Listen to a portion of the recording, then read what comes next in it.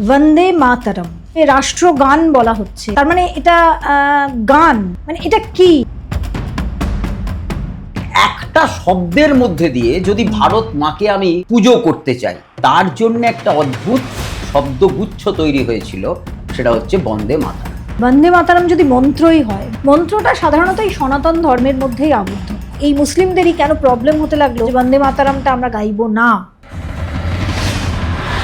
কিছু ব্যক্তিবর্গের নিজস্ব স্বার্থপর। ভারত যে আমার মা, সেটাই তিনি প্রথম চেনালেন। কিন্তু এই দ্বিজাতি তত্ত্বে যদি একটা দেশ ভাগ হতে পারে, তাহলে সেই একই কারণে বন্দে মাতরমের শেষ যে স্তবক, সেটা অ্যাকসেপ্ট হলো না কেন?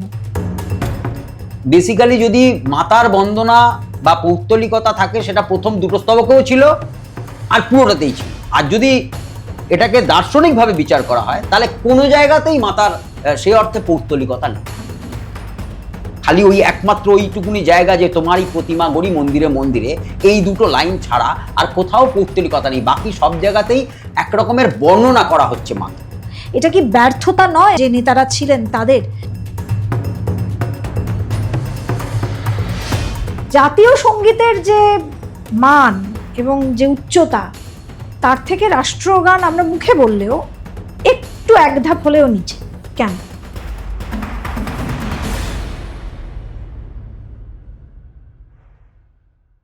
নমস্কার, পডকাস্ট বাই রেনেসার আরও একটা এপিসোডে আপনাদের সবাইকে স্বাগত।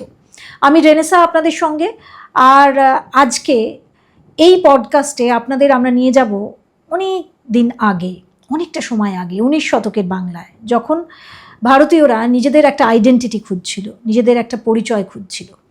সেই স্বদেশী ভাবধারায় একটা মন্ত্রের দরকার ছিল, একটা লাইন, কয়েকটা শব্দ দরকার ছিল। কিন্তু সেই শব্দ তারা খুঁজে পাচ্ছিল না। এক সাহিত্যিক তার সৃষ্টিতে, তার রচনায় ভারতীয়দের কিছু মন্ত্র দিয়েছিলেন, একটা মন্ত্র, কিছু শব্দ দিয়েছিলেন। আর সেই মন্ত্রই প্রত্যেকের স্বর হয়ে উঠেছিল। এই মন্ত্র যখন উচ্চারিত হতো, তখন ব্রিটিশের বুক কেঁপে উঠত। এই মন্ত্র যখন উচ্চারিত হতো, ব্রিটিশের ক্রোধ, রাগ আরও বেড়ে উঠত। শয়ে শয়ে মানুষ, স্বদেশীরা, ভারতীয়রা, তারা এই মাতৃবন্দনা যত করতেন, ব্রিটিশ ততটাই রেগে যেত। কি ছিল এই মন্ত্রেই কয়েকটা লাইনে? কিন্তু এই মন্ত্র যত একত্রিতভাবে উচ্চারিত হতো, ভারত যখন তার গোল অ্যাচিভ করলো, মানে ভারত যখন তার স্বাধীনতা পেল, তখন এই মন্ত্রগুলোকে টুকরো টুকরো করে কেটে দেওয়া হলো, বা এই মন্ত্রটিকে টুকরো করে কেটে দেওয়া হলো, ছেঁটে দেওয়া হলো। কেন? আসুন সেই ইতিহাসটাকে আমরা আজকে বুঝবো, জানবো, সেই সময়টাকে আজকে এই পডকাস্টের মাধ্যমে জীবন্ত করে তুলব। আর আজকে এই পডকাস্টে বলবার জন্য আমার সঙ্গে রয়েছেন বিশিষ্ট অতিথি ডক্টর দেবাশিস আইয়ার। দেবাশিস, কেমন আছিস? ভালো। দেবাশিসের আরও একটা পরিচয়, দেবাশিস এই নিয়ে বহু কাজ করেছে এবং একজন জাতীয়তাবাদী মানুষ। তার সঙ্গে সঙ্গে দেবাশিস আর আমি অনেক দিন আগে ইটিভিতে আমাদের হাতে খড়ি হয়েছিল, মানে আমরা যখন খুব ছোট ছোট সবে স্কুল কলেজ, মানে আমার তো তখন কলেজে পাস হয়নি, তো আমরা তখন সবে কাজ শুরু করেছি। তো সেই জায়গাটা এক ছিল, আমার এক্স কলিগ, আমার বন্ধু, বিশেষ বন্ধু। তো দেবাশিসের সঙ্গে যোগাযোগ তো ছিলই, কিন্তু আজকে এই প্রেক্ষাপটটা তৈরি হয়েছে কারণ আজ আমরা এমন একটা সময় ফিরে পেয়েছি যেখানে এই কথাগুলো বলার সাহস বোধহয় এবার না করলে অনেক দেরি হয়ে যাবে। তাহলে চলুন আজকের এই আলোচনা শুরু করি। আমার প্রথম প্রশ্ন, বন্দে মাতরম মানে মায়ের বন্দনা করছি, এটা আমাদের জাতীয় গান, রাষ্ট্রগান, আবার আমাদের জাতীয় সঙ্গীত জনগণমন। এটা আমাদের যে রাষ্ট্রগান বলা হচ্ছে, সেই তার মানে এটা গান, মানে এটা কি? এটাই আমার প্রথম প্রশ্ন। বেসিক্যালি বন্দে মাতরমকে বলা হতো ভারতের জাতীয়তাবাদী আন্দোলনের মন্ত্র। ও, এখন এই মন্ত্র কথাটা কেন বলা হতো? মন্ত্র বলতে আমরা কি বুঝি? আমরা যদি তিনটে শব্দকে আলাদা আলাদাভাবে বিশ্লেষণ করি, একটা হচ্ছে শ্লোক, একটা স্তোত্র আর একটা মন্ত্র। শ্লোক কি?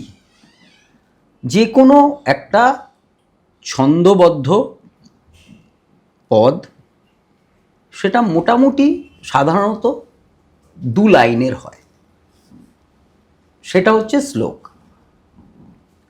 আর সেটা স্তোত্র কখন হচ্ছে? যখন সেই শ্লোকটা কোনো দেবতা স্তুতি করার জন্যে সেই শ্লোকটাকে ব্যবহার করা হচ্ছে, লেখা হচ্ছে, বর্ণনা করা হচ্ছে, সেটা হয়ে যাচ্ছে স্তোত্র। যেরকম শিব তাণ্ডব স্তোত্রম, এই স্তোত্র মন্ত্র কখন হচ্ছে? যেরকম ধরা যাক আমরা যখন হিন্দু ধর্মে দীক্ষা দেওয়া হয়, তখন কিন্তু বলা হয় এটা দীক্ষা মন্ত্র, গুরুমন্ত্র। গুরু মন্ত্র। কেন ওটা মন্ত্র বলা হচ্ছে? স্তোত্র হচ্ছে আমি স্তুতি করার জন্যে, ভগবানের আনন্দ কীর্তন করার জন্যে ভগবানকে আমি স্তুতি করছি কিছু ছন্দবদ্ধ পদ, কবিতার, কাব্য, গানের মধ্যে দিয়ে। কিন্তু মন্ত্র হচ্ছে এমন একটা ছন্দবদ্ধ পদ যেটা শুধু স্তুতি নয়, যেটার মধ্য দিয়ে আমার মনের ত্রাণ হচ্ছে, তারণ হচ্ছে, আমার মনের বিকাশ হচ্ছে। তার মানে আমরা বলতে পারি যে বন্দে মাতারাম হচ্ছে সেই প্রথম মন্ত্র, যে মন্ত্র দিয়ে বাঙালি তথা ভারতবাসীর যে জাতীয়তা বোধ সেটাকে জাগ্রত করার জন্য, এবং সেটাকে দেবত্ব, এবং সেটাকে এমন একটা, মানে আমি বলতে পারি যে মানে যেমন একটা তরঙ্গ কোনো কিছু দিয়ে যদি বয়ে যায়, যেটা রেজন কি জানে বলে ওটাকে, মানে ভাইব্রেট করে, রেজোনেন্স যেটাকে বলে, সেই রেজোনেন্সটা যাতে দীর্ঘস্থায়ী হয়, সেটারই একটা শিক্ষা বা পাঠ ছিল। একদম। কিরকম? আমরা বিভিন্ন দেবদেবীর একটা করে মন্ত্র আছে, কিন্তু ভারত মাকে যখন দেবী হিসেবে কল্পনা করা হচ্ছে, সেই ভারত মায়ের মন্ত্রটা কি? পরবর্তী সময়ে এই ভারত মায়ের মন্ত্র বর্ণনা করা হয়েছে, কিন্তু একটা শব্দের মধ্যে দিয়ে যদি ভারত মাকে আমি পুজো করতে চাই, বা ভারত মায়ের এই দেবী রূপটাকে আমার মনে আমি স্থায়ীভাবে স্থান দিতে চাই, তার জন্য একটা অদ্ভুত শব্দগুচ্ছ তৈরি হয়েছিল, সেটা হচ্ছে বন্দে মাতারাম। এবং এবং এবারে বলা যেতে পারে একটা বন্দে মাতারাম মানে আমি মাতাকে বন্দনা করছি। এটা হঠাৎ করে এরকম মন্ত্র হলো কি করে? এটা একটা শব্দ ছিল, মন্ত্র হলো কি করে? তাহলে এই শব্দ থেকে মন্ত্রের উত্তরণ, এটা একটা নির্দিষ্ট ধাপের মধ্যে দিয়ে হয়। একটা উদাহরণ, আমাদের ইতিহাসের পটে সাম্প্রতিককে যদি আমরা দেখি, কীরকম? ধরা যাক একটা কোনো বিশেষ শব্দ, জয় শ্রীরাম। এই জয় শ্রীরাম যদি আমি সাধারণভাবে বলি, আমার মনে একটা রামের প্রতি একটা আবেগ, একটা অনুভূতির প্রকাশ হচ্ছে। কিন্তু এই অনুভূতির প্রকাশ করতে গিয়ে আমি বিভিন্ন বাধার সম্মুখীন হচ্ছি। সেই বাধা যেন আমার এই জয় শ্রীরাম বলার মধ্যে দিয়েও সেই বাধা কেটে যাচ্ছে, কেটে গিয়ে দেখা যাচ্ছে আমার এই রামের এই নামের প্রতি আমার সম্মান, ভক্তি, শ্রদ্ধা আরও বেশি হলো।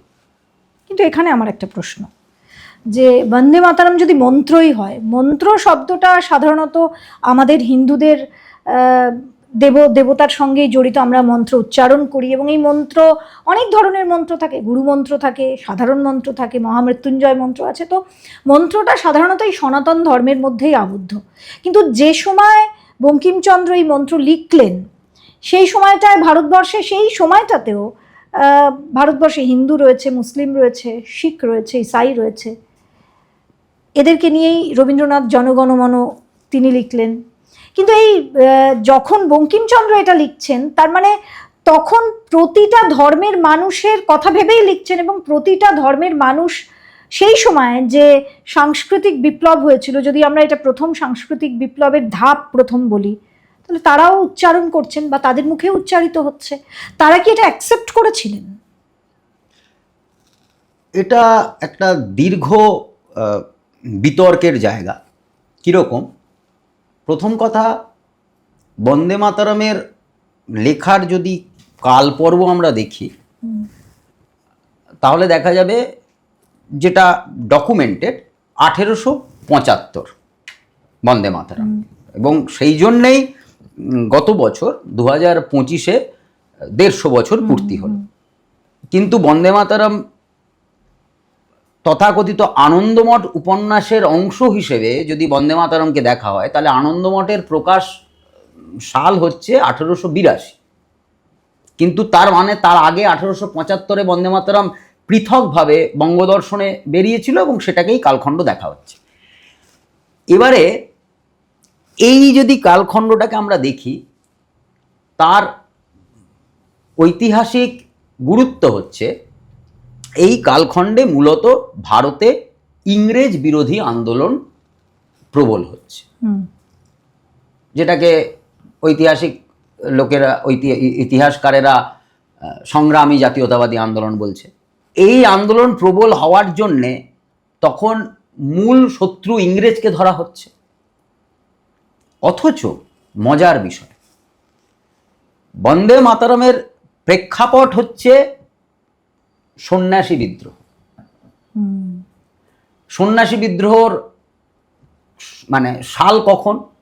সন্ন্যাসী বিদ্রোহ হচ্ছে 76-এর মন্বন্তরের পরবর্তীকালীন বিদ্রোহ, 1770। এবং আনন্দমঠের সূচনাই হচ্ছে কিন্তু সন্ন্যাসী বিদ্রোহের ওই 1770-এর ওই কালপর্বটাকে দিয়েই আনন্দমঠের সূচনা হচ্ছে। তাহলে সন্ন্যাসী বিদ্রোহ বেসিক্যালি কাদের এগেনস্টে বিদ্রোহটা ছিল? ইংরেজদের এগেনস্টে বিদ্রোহ ছিল, ব্রিটিশদের এগেনস্টে বিদ্রোহ ছিল। এবং ব্রিটিশের কুশাসন কেন? 76-এর মন্বন্তর কেন হচ্ছে?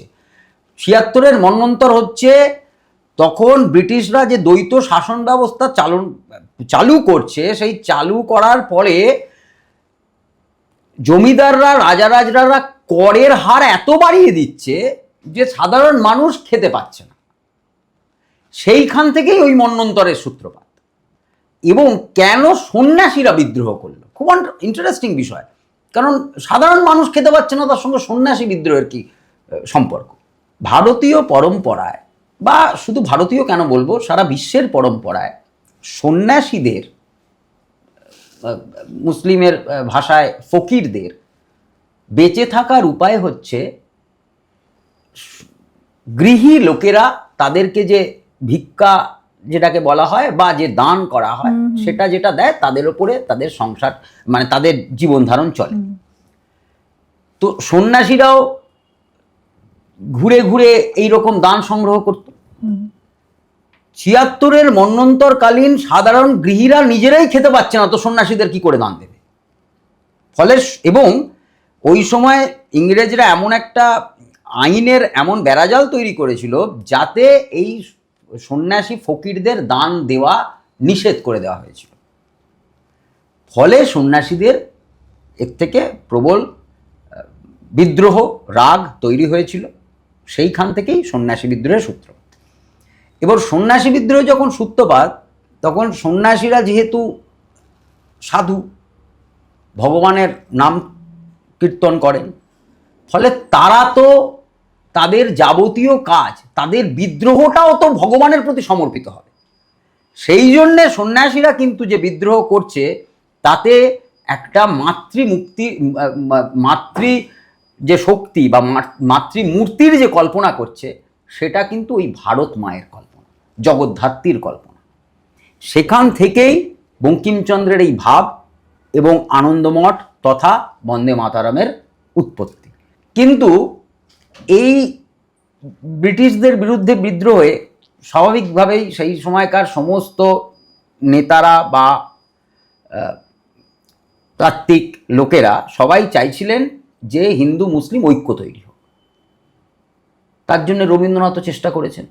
আমরা অনেক পরে 1905-এ বঙ্গভঙ্গের সময় রাখি বন্ধন তো আমরা দেখছি যে উনি হিন্দু মুসলিমের ঐক্যের জন্য রাখি বন্ধন করছে, কিন্তু তার আগেও উনি যখন ওনার বিভিন্ন লেখা লিখছেন, সেখানেও কিন্তু এই ঐক্যের কথা উনি বলছেন, কিন্তু মজার বিষয় তার সঙ্গে সঙ্গে রবীন্দ্রনাথ তার আত্মচরিত এইরকম কালান্তরের বেশ কিছু প্রবন্ধে উল্লেখ করছে হিন্দু জিনিসটা কি।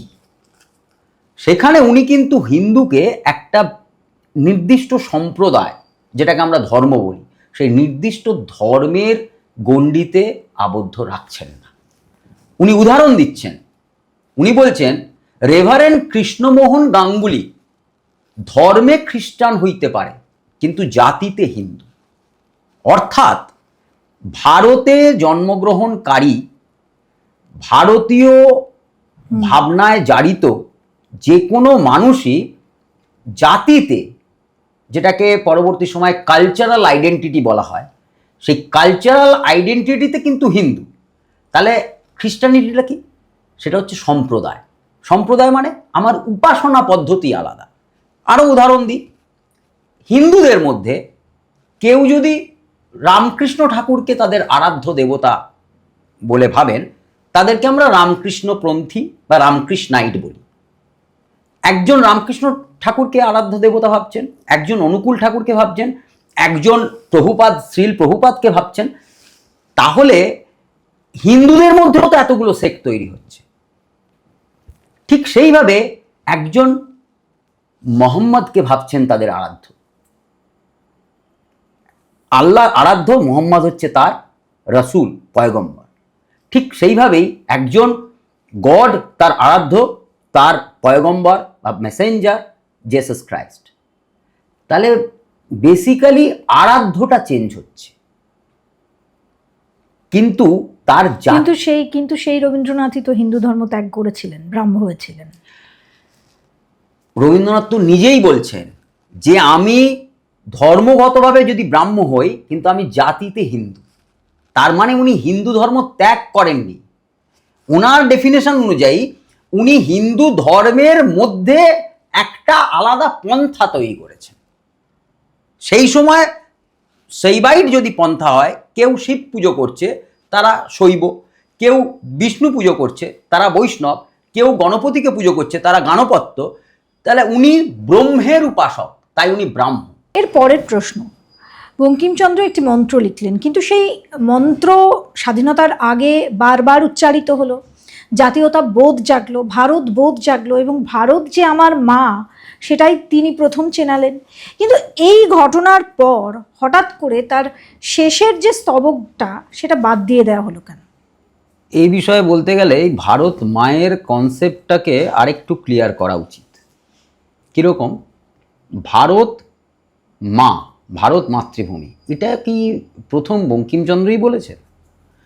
যদি আমরা পিছিয়ে যাই তাহলে দেখব রামায়ণে শ্রী রামচন্দ্র লঙ্কা বিজয়ের পরে উনি যখন ফিরে আসবেন, সেই সময় লক্ষ্মণ ওনাকে বলছে যে তাহলে কি লঙ্কা বিজয় হলো, আমরা কি লঙ্কাতেই থাকবো? তখন রামচন্দ্র প্রত্যুত্তরে যে কথাটা বলেন, সেই শ্লোকটা হচ্ছে ওপি স্বর্ণময়ী লঙ্কা লক্ষ্মণ নয় রোচতে জননী জন্মভূমিশ্চ স্বর্গাদপি গরিয়সী। মানে হে লক্ষ্মণ, এই লঙ্কা স্বর্ণলঙ্কা হতে পারে, কিন্তু আমার এতে কোনো রুচি নেই, কারণ আমার কাছে জননী এবং জন্মভূমি স্বর্গের থেকেও বড়। তার মানে নিজের জননীকে এবং জন্মভূমিকে একই রকমভাবে দেখা, মাতৃরূপে দেখা, এটা ভারতীয় পরম্পরায় প্রাচীন। বঙ্কিমচন্দ্রের আনন্দমঠ বা বন্দে মাতরম লেখার আগে, কিছু বছর আগে, তৎকালীন আরেকজন খুব বিখ্যাত সাহিত্যিক ভূদেব মুখোপাধ্যায়, তার একটি রচনা আছে পুষ্পাঞ্জলি। সেই পুষ্পাঞ্জলিতেও উনি ভারতকে মা হিসেবে বর্ণনা করে ভারত মায়ের কিছুটা ওই বর্ণনা স্তোত্র বা মন্ত্র উনি ওখানে লেখেন। যখন বন্দে মাতরম, বঙ্কিমচন্দ্র যখন বন্দে মাতরম লিখছেন, তার কিছু স্তবকে পুষ্পাঞ্জলির কিছু স্তবকের মিলও খুঁজে পাওয়া যায়। উনি যখন সুজলাং সুফলাং মালয়জ শীতলাম শস্য শ্যামলাং মাতারাম ধরণিং মাতারাম, এই যে টার্মগুলো উনি ইউজ করেছেন, দেখা যায় এই প্রায় সম ধরনের জাতীয় টার্ম পুষ্পাঞ্জলিতেও ভূদেব মুখোপাধ্যায় ব্যবহার করেছিলেন। তার মানে এই বন্দে মাতারামের কনসেপ্ট যে বঙ্কিমচন্দ্র প্রথম দিয়েছেন ঠিক সেরকমও নয়। মাকে ভারত ভূমিকে মাতৃ হিসেবে কল্পনা করা তৎকালীন জাতীয়তাবাদী আন্দোলনের যেন একটা রূপ হয়ে গেছিল। সেটাকে বঙ্কিমচন্দ্র এত একটা আবেগে পরিণত করে দিয়েছিলেন, এবং আমার মতে যদি এবং যেটা পপুলার হয়েছিল, ওটাই বলছি যে এই আবেগটা কেন এত তীব্র হলো। তার কারণ বন্দে মাতরম উনি লিখলেন, সেই বন্দে মাতরম একটা খুব সুন্দর মাতৃবন্দনা হিসেবে এলো এবং গাওয়া হতে শুরু হলো। কংগ্রেস অধিবেশনে গাওয়া হচ্ছে।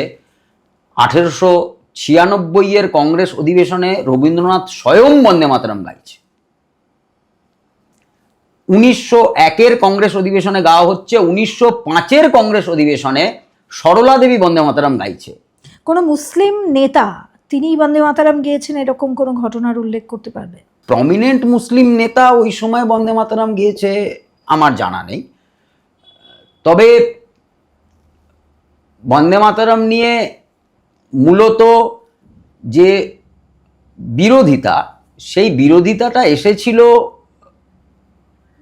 মুসলিমরা, তৎকালীন মুসলিম লিডাররা মনে করছিল যে বন্দে মাতরমের মধ্যে ভারতকে মা হিসেবে কল্পনা করা হয়েছে, মাতৃ মূর্তি হিসেবে দেখা হয়েছে, এবং যেহেতু ইসলামে এটা সিরক মানে আল্লাহর সঙ্গে অন্য কোনো দেবতার অংশীদারিত্ব, এটা ইসলামে মানা হয় না, সেই জন্যে ভারত মাকে তারা আরেকটা দেবী হিসেবে বা একটা ভগবান হিসেবে তারা কল্পনা করতে পারে না। সেই জায়গা থেকে তাদের আপত্তির জায়গা।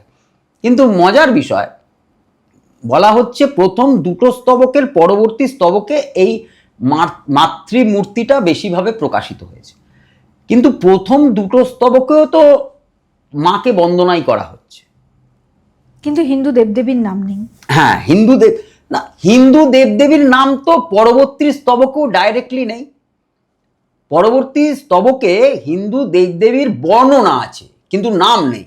তুমি বিদ্যা, তুমি ধর্ম, তুমি হৃদি, তুমি মর্ম, তংহি প্রাণা শরীরে বাহুতে তুমি মা শক্তি, হৃদয়ে তুমি মা ভক্তি, তোমারই প্রতিমা গড়ি মন্দিরে মন্দিরে। এই প্রতিমা গড়ি মন্দিরে মন্দিরে শুধু এইটুকুনি জায়গাতেই পৌত্তলিকতাটা আসছে, কিন্তু বাকি পুরো জায়গাটাই তো ধর্মের দর্শনের জায়গা। কিন্তু এটা খ্রিস্টানদের থেকে তো কোনো বাধা এলো না, এটা শিখদের থেকেও তো কোনো বাধা এলো না। শিখদের থেকে তো আসার কোনো কথাই নয়। তার বড় কারণ হচ্ছে শিখ ধর্মের মূল গ্রন্থে বা মূল পূজা পাঠে, এমনকি গুরু গোবিন্দ সিং এর যে মূল আরাধ্য দেবী, উনিও কিন্তু মাতৃরূপী, চণ্ডীর রূপ।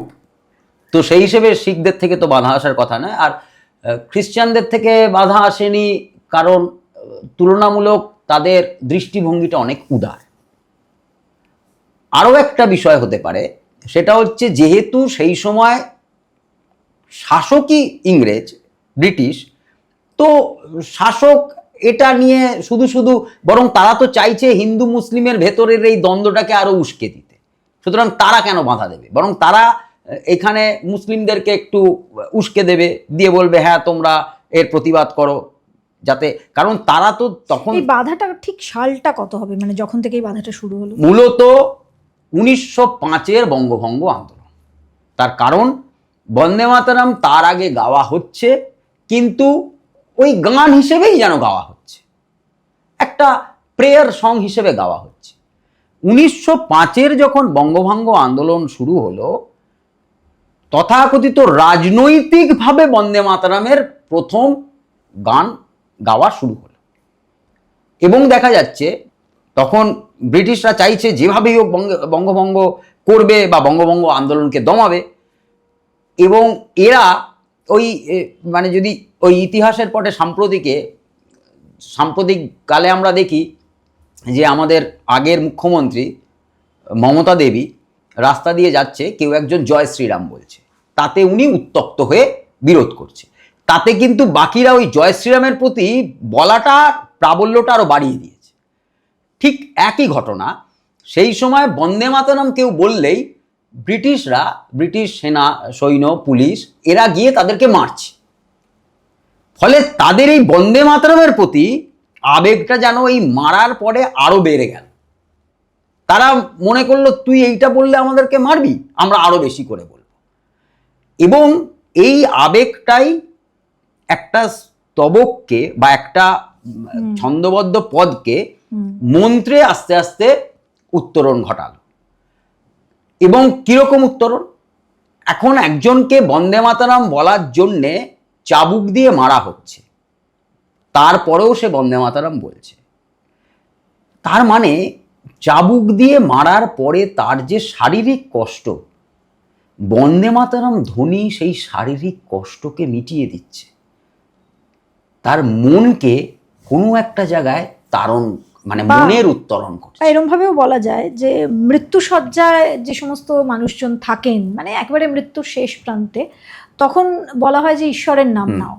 কিন্তু স্বাধীনতার আগে, স্বাধীনতার পূর্বে যখন এই আন্দোলন চলছে, স্বাধীনতার আন্দোলন, তখন মৃত্যুর শেষ মুহূর্তেও সেই বন্দনাই হচ্ছে, মন্ত্র উচ্চারণ হচ্ছে, সেটা দেশের ভারত মাকে ঈশ্বর রূপে বন্দনা করছে। এবং এটা মানে ওটাই বলছি যে সেই সময়ের পরিপ্রেক্ষিতে দেখলে স্বামীজি বলছেন যে আগামী 50 বছর তোমার আরাধ্য হোক ভারত মা, সমস্ত মূর্তিকে ভুলে যাও, আগামী 50 বছর তোমার আরাধ্য হোক ভারত মা। তার মানে স্বামীজি তো তথাকথিত বিপ্লবী আন্দোলনের সঙ্গে যুক্ত ছিলেন না, উনি ধর্মীয় বা সাংস্কৃতিক প্রচার প্রসারেই নিজেকে ব্যস্ত রেখেছিলেন। উনি যখন বলছেন বিপ্লবীদের উদ্দেশ্যে বা ভারতবাসীর উদ্দেশ্যে যে আগামী 50 বছর তোমার আরাধ্য হোক ভারত মা, তার মানে উনিও বুঝতে পেরেছিলেন যে ভারত মায়ের কে দেবী হিসেবে এই মুহূর্তে প্রাধান্য দেওয়াটা সেই সময় ভারতবাসীর জন্য কতটা ইম্পর্টেন্ট। তাহলে আমি বলতে পারি যে একদিকে যখন স্বাধীনতা আন্দোলন চলছে, আমরা এটাকে আন্দোলন বলছি, ঠিক তখনই একটা সাংস্কৃতিক বিপ্লব বা ব্রতের সূচনা হচ্ছে, যে সূচনাটা করছেন সাহিত্যিক, যে সূচনা করছেন ধর্মগুরু, যে সূচনা করছেন আরও বহু মানুষ। এরা নেতা না হতে পারে, এরা কোনো দল না করতে পারে, কিন্তু এরা সমাজের প্রতিষ্ঠিত মানুষ যারা একটা ব্রত নিচ্ছেন, এবং এই ব্রতর একটা সংকল্প থাকছে যেটাকে গেঁথে দিচ্ছে একটা মন্ত্র। যে কোনো আন্দোলনের দুটো দিক হয়, একটা তো আন্দোলনমূলক দিক, একটা হচ্ছে গঠনমূলক দিক। আমরা সে ফরাসি বিপ্লব থেকে রাশিয়ান বিপ্লব, যে কোনো বিপ্লবে আমরা দেখব কিছু মানুষ রাস্তায় নেমে আন্দোলনকে রূপ দিচ্ছে, আর কিছু মানুষ সেই আন্দোলনের তাত্ত্বিক রূপরেখা তৈরি করছে। তো বন্দে মাতরম বা আনন্দমঠ ওই তৎকালীন জাতীয়তাবাদী আন্দোলনের একটা তাত্ত্বিক রূপরেখা, মানে সাংস্কৃতিক বিপ্লবের সূচনা।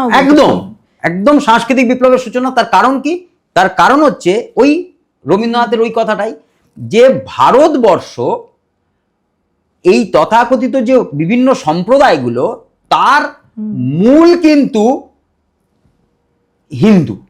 হিন্দু কোনো আলাদা ধর্ম বা সম্প্রদায় নয়। হিন্দু ভারতের জাতিগত আইডেন্টিটি, কালচারাল আইডেন্টিটি। তুমি তার মধ্যে বিভিন্ন উপাসনায় আলাদা করতে হতে পারে তোমার, কিন্তু তোমার কালচারাল আইডেন্টিটিটা হচ্ছে হিন্দু। এবং এইখানেই it's a way of life, যেটা সুপ্রিম কোর্ট পরবর্তী সময় ব্যাখ্যা করেছে, Hinduism is a way of life.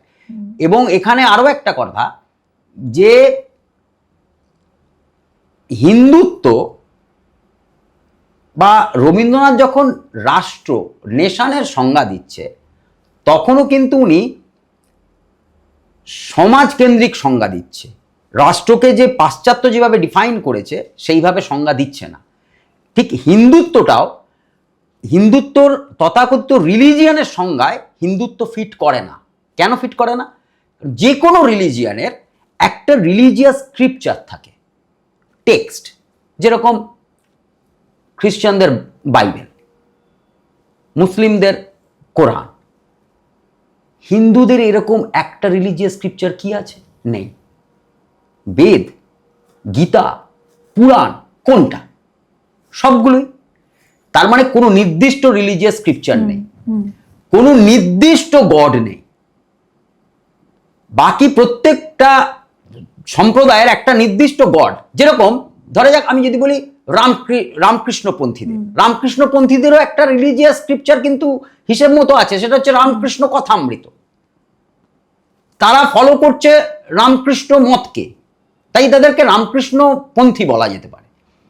ঠিক সেই রকম ভাবে একজন মোহাম্মদপন্থী, একজন ঈশামসীপন্থী। কিন্তু হিন্দু এটা এদের সবাইকে একত্রিত করে দিচ্ছে। হিন্দু একটা আমব্রেলা, একদম একটা ছাতা, যার মধ্যে সবাই আসছে। যে ছাতা, এই কালচারাল যে ছাতা, সেই ছাতাটাকে বাইরে থেকে দেখে হিন্দু নাম দেয়া হচ্ছে। পার্সিয়ানরা বলছে হিন্দ, একদম। আবার একদম এই স্বর্গের মতো দেখতে বলছেন হিউয়েনসাং বা ফাইহেন বোধহয় এটা বলেছিলেন।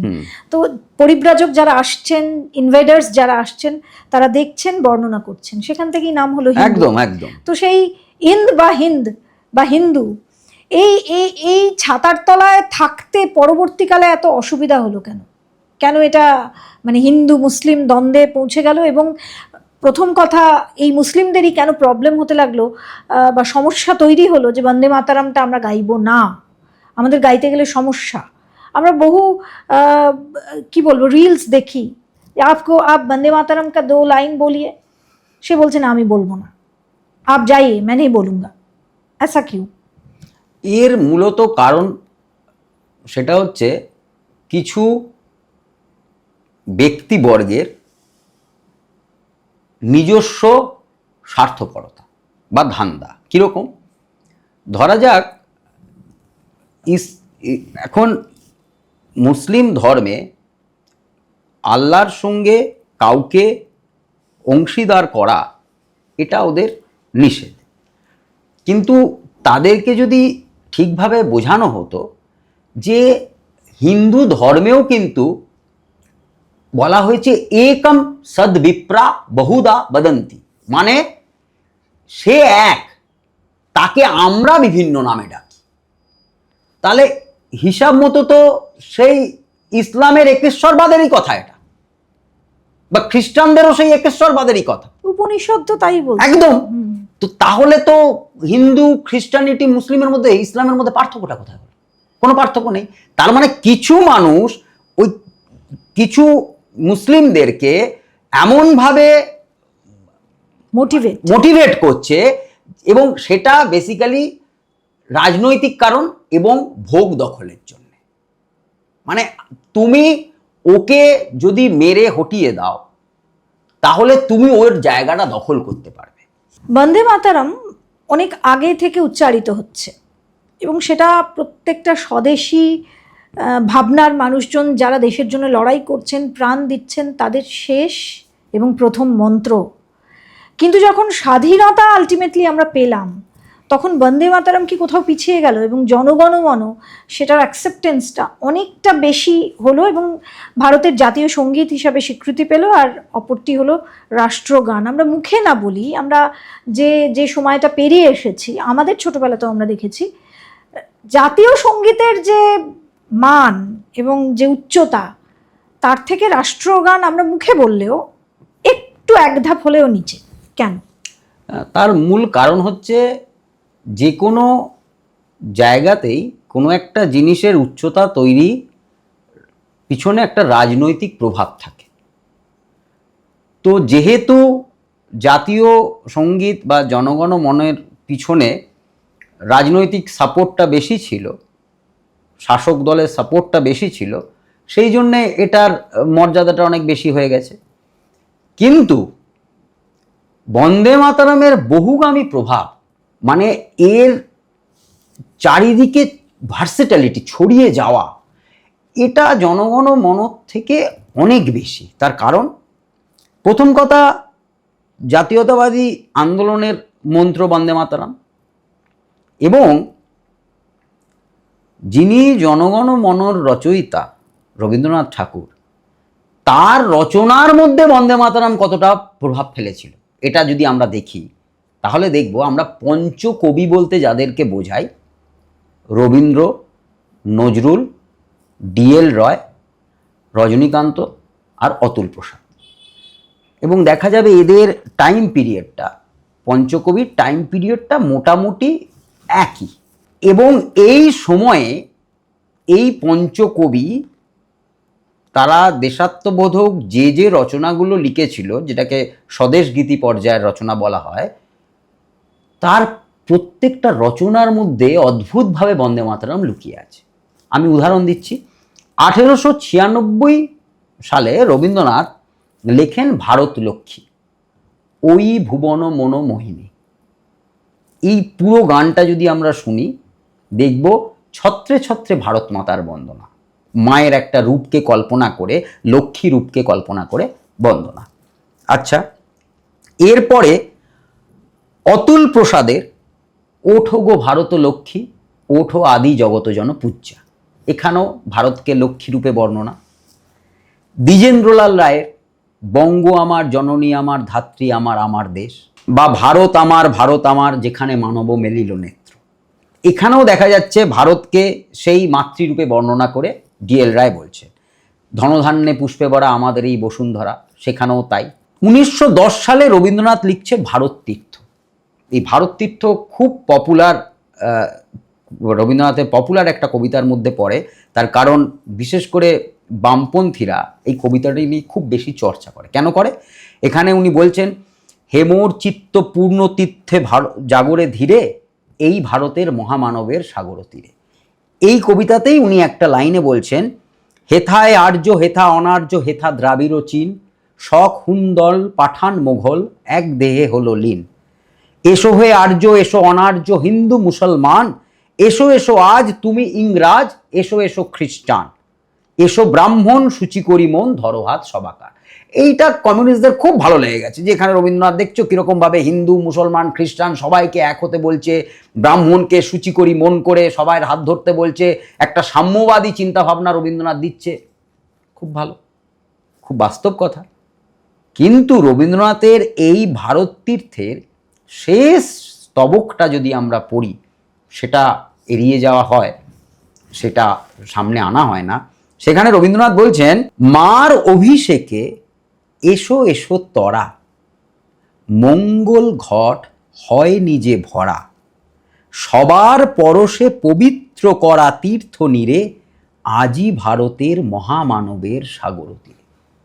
তাহলে মার অভিষেকে এসো এসো তরা, মঙ্গল ঘট হয় নিজে ভরা, মানে মঙ্গল ঘট দিয়ে কোন মায়ের অভিষেক হয়?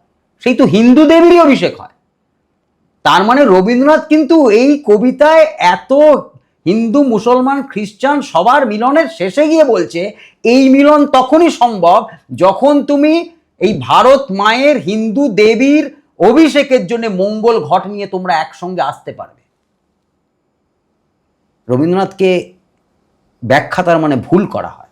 রবীন্দ্রনাথ বারবার বলেছে, আমি ধর্মে ব্রাহ্ম হতে পারি, কিন্তু জাতিতে আমি পরিচয় আমি হিন্দু। তার মানে রবীন্দ্রনাথ থেকে সেই সময়কার সমস্ত স্বদেশ প্রেমী কবি সাহিত্যিকের রচনার মধ্যে ভারতকে মা হিসেবে কল্পনা করা বন্দে মাতারামের কনসেপ্ট ছত্রে ছত্রে লুকিয়েছিল। এবং এই প্রভাব বঙ্গভঙ্গ আন্দোলনের পরবর্তী সময়েও সারা ভারতের মধ্যে ছড়িয়ে পড়েছিল।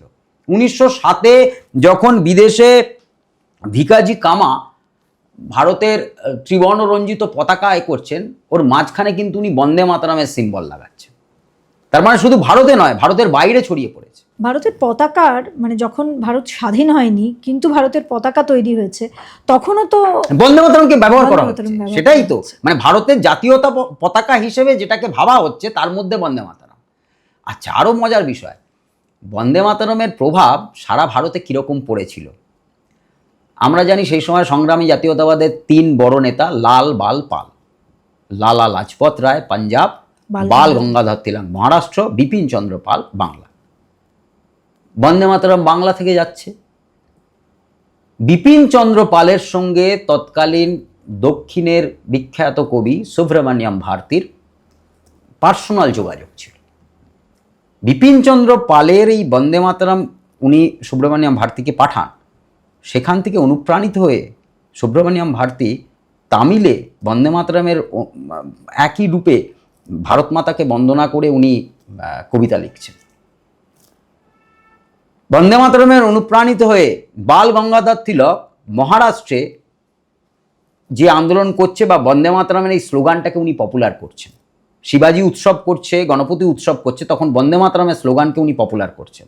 ঠিক সেইভাবেই লালা লাজপত রায় পাঞ্জাবে বন্দে মাতরমের স্লোগান দিয়ে ওইখানকার যে বিপ্লবীরা তারা জেল বরণ করছে। গদর বিপ্লব হচ্ছে, সেই গদর বিপ্লবেও বন্দে মাতরমের ভারতের বাইরে।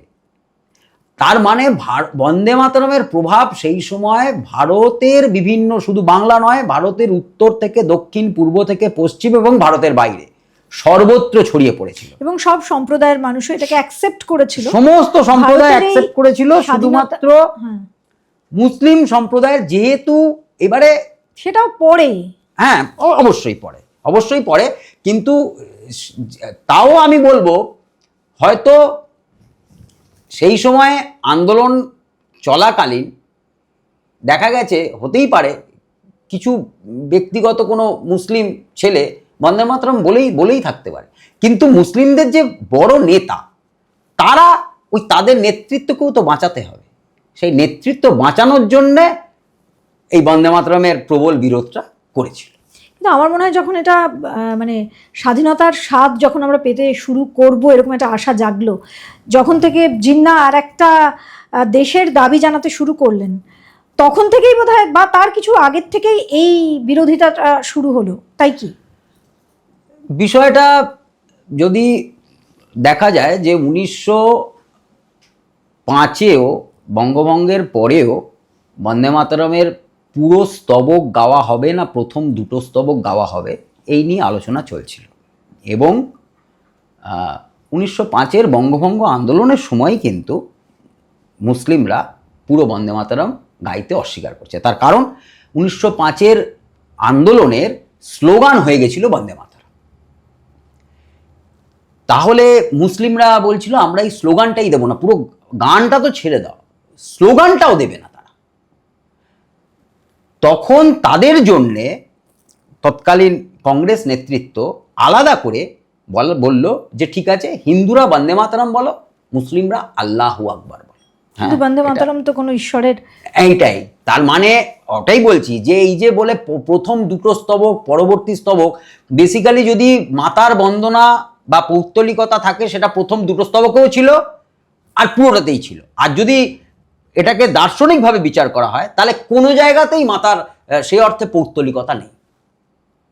খালি ওই একমাত্র ওইটুকুনি জায়গা যে তোমারই প্রতিমা গড়ি মন্দিরে মন্দিরে, এই দুটো লাইন ছাড়া আর কোথাও পৌত্তলিকতা নেই। বাকি সব জায়গাতেই একরকমের বর্ণনা করা হচ্ছে মাকে, তার সুজলা রূপ, তার সুফলা রূপ, তার শীতল রূপ, এই রূপের বিভিন্ন রকমভাবে তাকে বর্ণনা করা যাচ্ছে। এবার এই রূপের বর্ণনাতে অবশ্যই দেখা যাচ্ছে কিন্তু করছেন তো একজন হিন্দু, সেটাই তো অ্যাকসেপ্টেড হচ্ছে না। হ্যাঁ, শুধু তাই নয়, আনন্দমঠের প্রেক্ষিত যদি বন্দে মাতরমকে শুধু আলাদাভাবে দেখা হয় তাহলে এক, কিন্তু আনন্দমঠের প্রেক্ষিতে যদি দেখা হয় তাহলে ওখানে মহেন্দ্রের মুখ থেকে যে কথা বেরোচ্ছে, মা যা ছিলেন, মা যা হয়েছেন, মা যা হইবেন, সেই তিনটে রূপের বর্ণনাতে কিন্তু তিনটে দেবী মূর্তির কল্পনা হচ্ছে। মা যা ছিলেন মানে ভারত মা, শস্য শ্যামলা, একদম যেটাকে বলা হচ্ছে যে সুজলা সুফলা, সোনেকি চিড়িয়া বলা হয়েছিল, সোনেকি চিড়িয়া ভারতকে বলা হতো। তার মানে ভারত এত সমৃদ্ধশালী, এত পরিপূর্ণ ছিল, সেটা হচ্ছে মায়ের সেই লক্ষ্মী বা সমৃদ্ধশালী জগদ্ধাত্রী রূপ মা যা ছিলেন। মা যা হয়েছেন কালী, কেন মানে তখন মানে ভারতের একদম সেই নগ্নিকা অবস্থা, ভারতকে লুণ্ঠন করে নিচ্ছে, ভারতের কিছু নেই, বেশভূষা পর্যন্ত নেই, এরকম একটা রূপ। সেই জন্যে মা যা হয়েছেন কালী, আর মা যা হইবেন দুর্গা। মা আবার তার সেই পুরনো রূপে ফিরবেন, সেই শস্য শ্যামলা, কিন্তু তার দুটো দিক থাকবে, এক অসুরও দলনী আর শিষ্ট পালনী। মানে দুর্গা এক হাতে অসুরকেও দলন করছে, আবার শিষ্টকেও পালন করছে। তো সেই জন্যে মা যা হইবেন সেই রূপটা হচ্ছে দুর্গা, এবং যেটা পরবর্তী সময়ে ঋষি অরবিন্দও বলেছিলেন, মা যা ছিলেন, মা যা হয়েছেন, মা যা হইবেন। তো এই জায়গা থেকে বন্দে মাতরমের এই প্রেক্ষিতটা পুরো আনন্দমঠের প্রেক্ষিতে গিয়ে কিছুটা পৌত্তলিকতা পাওয়া যায়।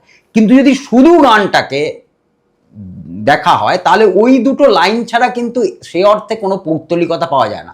সেই জন্যে শুধু বন্দে মাতরম কথাতেই তৎকালীন মুসলিম নেতৃত্ব আপত্তি জানিয়েছিল, যে কারণে তাদের জন্য স্পেশাল পারমিশন দেওয়া হলো যে তোমরা আল্লাহু আকবার বলতে পারো।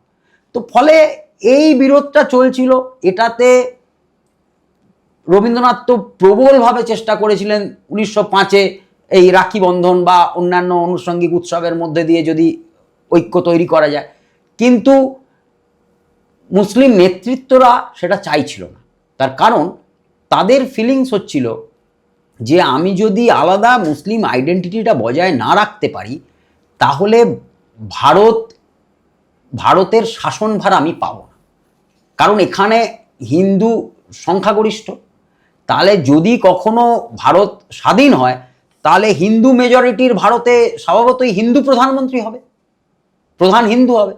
সেই জন্যে তারা তাদের ওই শাসন ক্ষমতাকে একদম কায়েম করার জন্যে, শাসক হওয়ার জন্যে তারা এটাকে বজায় রেখেছিল। ভারতকে সার্বিকভাবে ভারতের কল্যাণকারী যে ভাবনা, সেই ভাবনায় কিন্তু এদের মতের অমিল ছিল না। এবং ছিল না বলেই মজার বিষয়, নেতাজি ফরওয়ার্ড ব্লক তৈরি করছে আর শ্যামাপ্রসাদ মুখার্জি বেরিয়ে যাচ্ছে, হিন্দু মহাসভা জয়েন করছে এক টাইম পিরিয়ড। কেন হচ্ছে?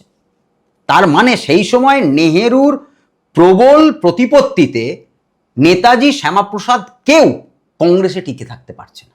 বাংলা বিদ্বেষ, বাঙালি বিদ্বেষ, অবশ্যই বাঙালি বিদ্বেষ। বাঙালি বিদ্বেষ তো আমি তো ব্যক্তিগতভাবে এটা মনে করি বাঙালি বিদ্বেষ। তার কারণ হচ্ছে তৎকালীন ভারতীয় রাজনীতিতে যে তিনটে জায়গা থেকে সব থেকে বেশি জাতীয়তাবাদী আন্দোলন এসছিল, বাংলা, মহারাষ্ট্র আর পাঞ্জাব, নেহেরু এই তিনটেকেই বিলংস করে না। স্বাভাবিকই নেহেরুর মধ্যে বাঙালি, মারাঠি আর পাঞ্জাবিদের প্রতি একটা বিরূপ মনোভাব তো কাজ করবেই। এবং বাংলায় নেতাজি শ্যামাপ্রসাদের মতো দুটো ক্যারেক্টার যারা সব দিক থেকে নেহেরুর থেকে এগিয়ে, মেধাতে, যোগ্যতাতে, সমস্ত কিছু, রাজনৈতিক ভাষ্য এবং সাংগঠনিক ক্ষমতা, সব দিক থেকে নেহেরুর থেকে এগিয়ে।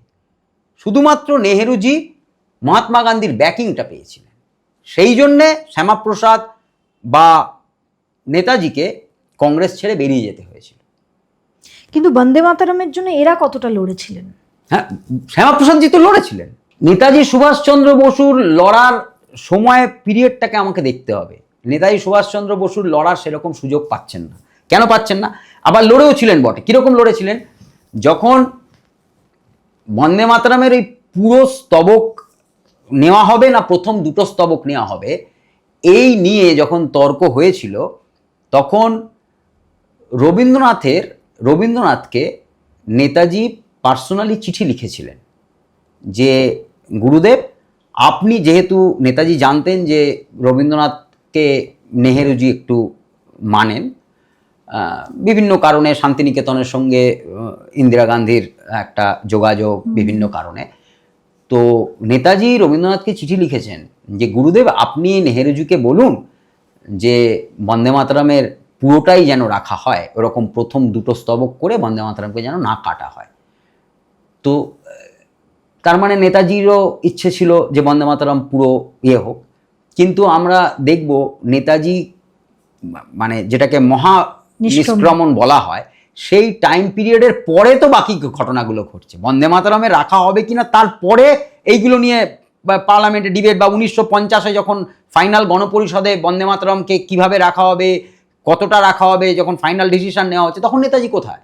তার মানে বাংলার হয়ে প্রতিনিধিত্ব করার মানুষগুলোকে সরানো সম্ভব হয়েছিল বা তারা সরে গেছিল, বাধ্য হয়েছিল।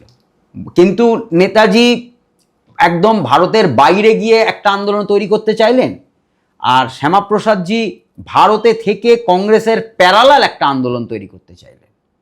কিন্তু আমি বন্দে মাতারামের কনটেক্সটে কথা বলছি। হ্যাঁ, বন্দে মাতরমের কনটেক্সটেও যখন এই যে আজকে যখন ভারত ভাগ হচ্ছে, তখন এই যে পশ্চিমবঙ্গ ভাগের যে প্রস্তাব নিয়ে আসা হচ্ছে, তার পিছনেও সেই জড়িয়ে আছে কিন্তু সেই দ্বিজাতি তত্ত্ব। মানে আমরা আলাদা, মুসলিম আমরা হিন্দু আলাদা, সেই জায়গাটার তো সেই একই জায়গা। সেই বন্দে মাতরমের যে ভাবনা, যে ওটা এই মুসলিমরা বলতে পারবেন, ওটা শুধু হিন্দুদের মন্ত্র বা হিন্দুদের গান, এটা অ্যাকসেপ্টেড করলো কারা? মানে অ্যাকসেপ্টেড হলো কাদের? অ্যাকসেপ্টেড হলো তৎকালীন নেতৃত্ব, যে নেহেরু কেন্দ্রিক নেতৃত্ব।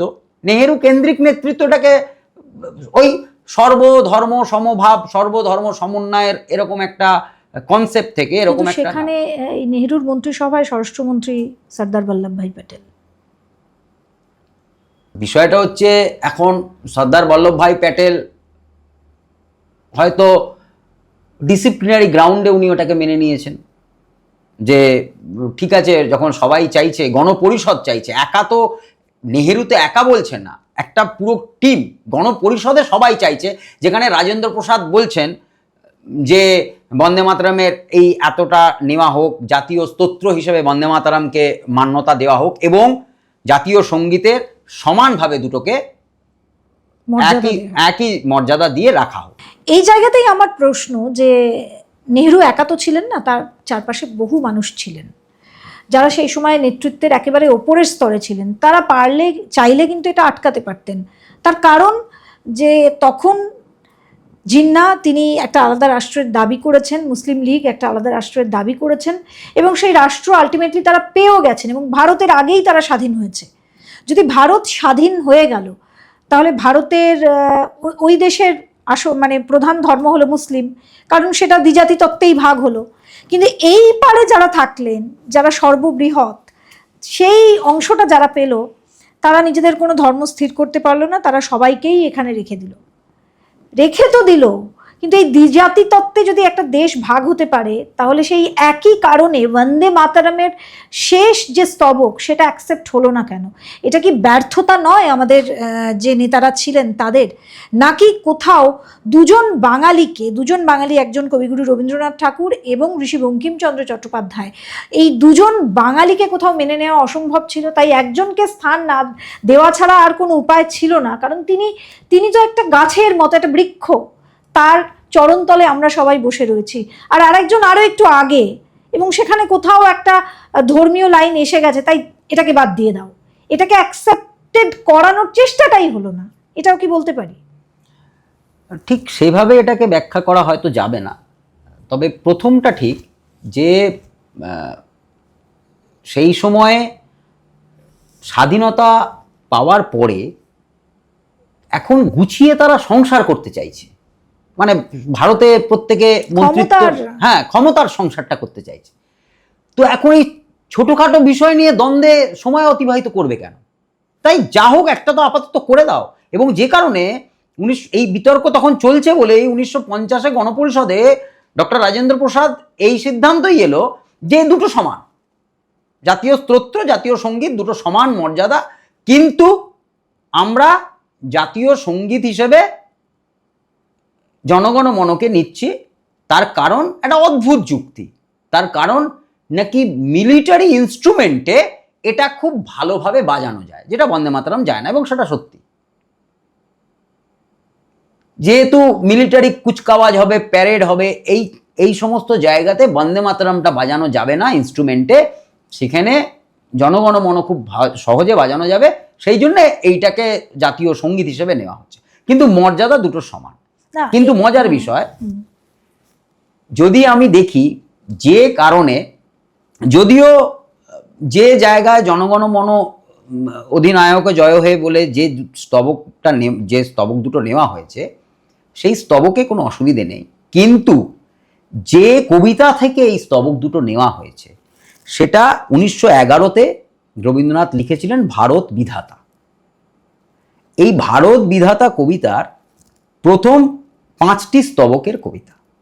চতুর্থ স্তবকে রবীন্দ্রনাথ বলছেন, ঘোর তিমির ঘন নিবিড় নিশীথে পীড়িত মূর্ছিত দেশে জাগ্রত ছিল তব অবিচল মঙ্গল নতুন নয়নে অনিমেষে দুঃস্বপ্নে আতঙ্কে রক্ষা করিলে অঙ্কে স্নেহময়ী তুমি মাতা জনগণ দুঃখ ত্রায়ক জয় হে ভারত ভাগ্য বিধাতা।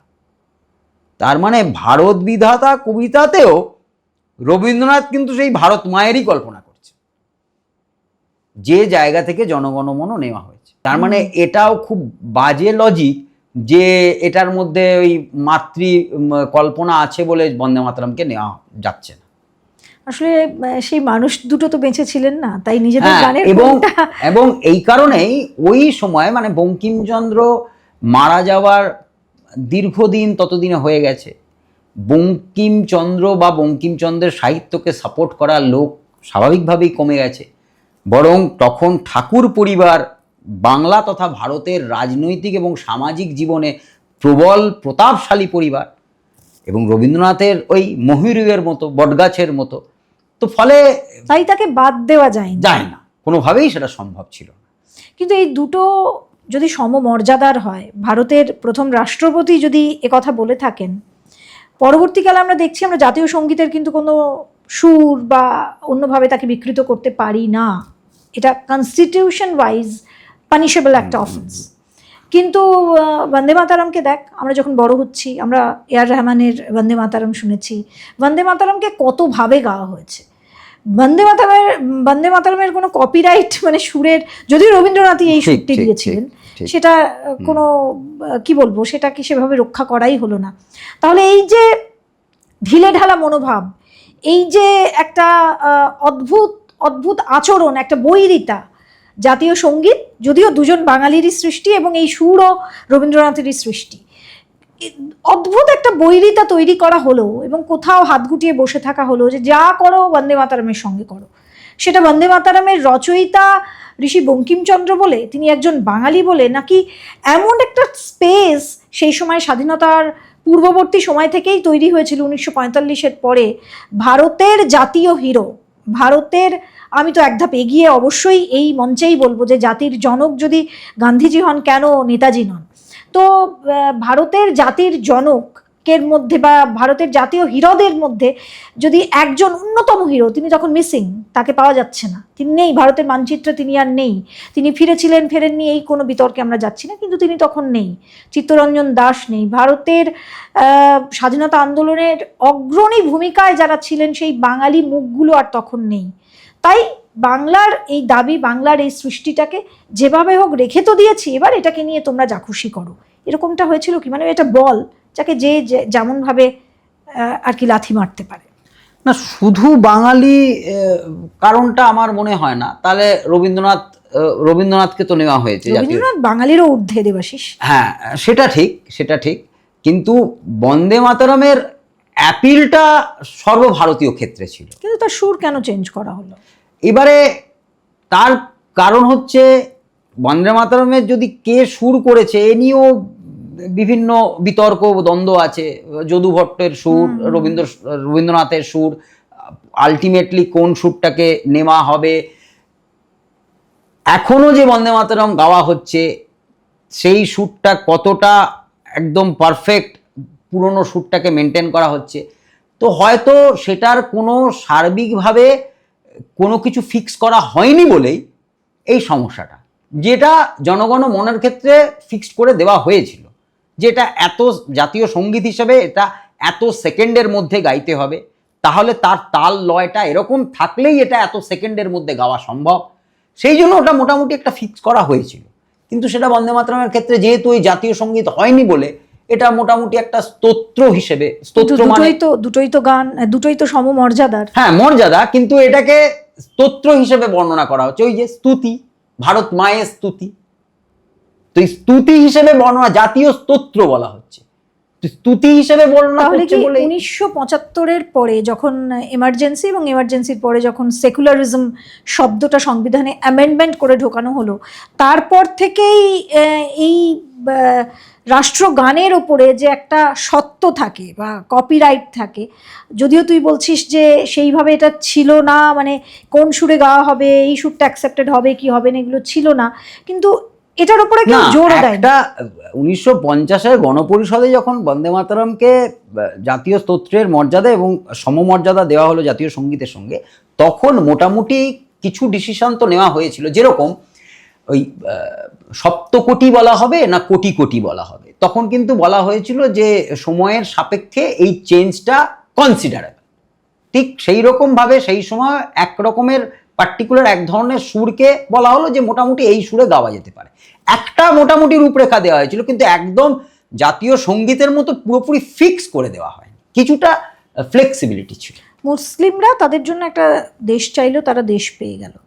গানটার মধ্যে এই যে স্তবকটা, সেটা বাদ দেওয়ার পিছনে মানে এটাকে আবার তো জুড়ে দেওয়া যেত, বা তখনও তো জোড়া বাদ দেওয়া এই ব্যাপারটাই আসেনি, তাহলে এটা কি একটা ধূর্ত রাজনীতির শিকার হলো বন্দে মাতরম? এটা আমার মনে হয় এটা হচ্ছে তৎকালীন রাজনৈতিক ব্যক্তিত্বের মেরুদণ্ডহীনতার প্রমাণ, যে তুমি যখন দ্বিজাতি তত্ত্বের ভিত্তিতে দুটো দেশ হয়ে যাচ্ছে, তাহলে আমার ভারতে আমি মাকে বন্দনা করব না বাবাকে বন্দনা করবো, না আমি ঠিক করব, তোমরা ঠিক করতে পারো না। না, মেরুদণ্ডহীনতার কারণে এটা হলো নাকি, আমি যদি এই প্রশ্নটাও রাখি যে নাকি তখন থেকেই এই যে আমরা তো তোষণের রাজনীতি বলি, তোষণের রাজনীতির বীজ এটা, প্রথম বীজ এটা। হ্যাঁ একদম, তোষণের রাজনীতির একটা বড় বীজ এটা। তার কারণ হচ্ছে, যেখানে বারবার বলছি যে রবীন্দ্রনাথ থেকে আরম্ভ করে তৎকালীন কবি সাহিত্যিক সবাই ভারতকে মাতৃরূপে কল্পনা করছে, শুধু একটা গোষ্ঠী চাইছে না বলে আমি আমার বাকি সার্বিক ভাবনাটাকে নস্যাৎ করে দেব, এটা অত্যন্ত একটা অনৈতিক এবং অন্যায্য কাজ। কিন্তু স্তবক সে আবার ফিরে পাচ্ছে, নিজের যে কাটা হাত, সেই হাত বন্দে মাতরম আবার ফিরে পাচ্ছে। কিন্তু যে সুর, বিকৃত সুর, যদিও সেই সুর অনেক সময় অনেকেই দিয়েছিলেন, কিন্তু শেষ যে সুর অ্যাকসেপ্টেড হয়েছিল, তারপরেও আমরা আমাদের ছোটবেলায় দেখেছি লতা মঙ্গেশকরেরই বিভিন্ন সুরে আছে, এআর রহমান তিনি নিজে সুর করেছিলেন। তো এই যে স্পর্ধাগুলো, এই স্পর্ধাগুলোর প্রতি কি কোনো ব্যবস্থা নেওয়া হবে? এটা সরকারের বিষয়, সরকার এটাকে কিভাবে দেখবে। আমার মনে হয় যে স্তোত্র হিসেবে একটা সুর ফিক্স করে দেওয়া উচিত, কিন্তু সিনেম্যাটিক লাইসেন্স, আমি এই গানটাকে যদি সিনেমায় ব্যবহার করতে যাই, সেই সিনেম্যাটিক ক্রিয়েটিভিটির জায়গায় কিছুটা ফ্লেক্সিবিলিটিও থাকা উচিত। সময় বদলেছে, প্রযুক্তি বদলেছে, প্রজন্ম বদলেছে, কিন্তু মাতৃভূমির প্রতি ভালোবাসা, আমাদের আত্মপরিচয়ের যে গর্ব, একটা সভ্যতার অংশীদার হওয়ার যে গর্ব, সেটা কিন্তু বদলায়নি। সেই জন্য বন্দে মাতরম আজও শুধুমাত্র একটা গান নয়, বন্দে মাতরম আসলে একটা মন্ত্র, একটা এমন শক্তি যে শক্তি ভারত বোধকে, ভারতের প্রতি ভালোবাসাকে অনেক বেশি জাগিয়ে তোলে। তাই এই মন্ত্র আজও আমাদের কানে যখনই আমরা শুনি বা অন্য কোথাও বাজলে আমরা যখনই শুনি, তখন আমাদের ভিতরে না একটা তরঙ্গ তৈরি হয়। সেই তরঙ্গ হলো ভালোবাসার তরঙ্গ, মায়ের প্রতি ভালোবাসা, দেশের প্রতি ভালোবাসা। আপনার কাছে বন্দে মাতরম মানে কি, অবশ্যই আমাদের লিখে জানাবেন। বন্দে মাতরম নিয়ে এই যে আলোচনা আমরা করলাম, এরপরে আমার মনে হয় আর কোনো দ্বিধা দ্বন্দ্ব ধর্মগতভাবে, সম্প্রদায়গতভাবে আর থাকা উচিত নয়, কারণ এটা তো ভারতের আত্মা, ভারতের হৃদয়, ভারতের হৃদস্পন্দন। আপনারা কি তে মনে করেন? যদি মনে করেন তাহলে এই পডকাস্টটাকে দিকে দিকে ছড়িয়ে দেবেন, লাইক করবেন, শেয়ার করবেন, কমেন্টে অবশ্যই বন্দে মাতরম একবার লিখতে ভুলবেন না। তাহলে আজ আমার সঙ্গে আরও একবার বলুন, বন্দে মাতরম। আজকের এই পডকাস্ট এখানেই শেষ করছি। সবাই ভালো থাকবেন, চ্যানেলটা সাবস্ক্রাইব করতে ভুলবেন না, আর কি কি দেখতে চান আমার কাছ থেকে অবশ্যই জানাতে ভুলবেন না। সবাই ভালো থাকবেন, আরও একটা পডকাস্ট নিয়ে হাজির হয়ে যাচ্ছি, ততক্ষণের জন্য নমস্কার।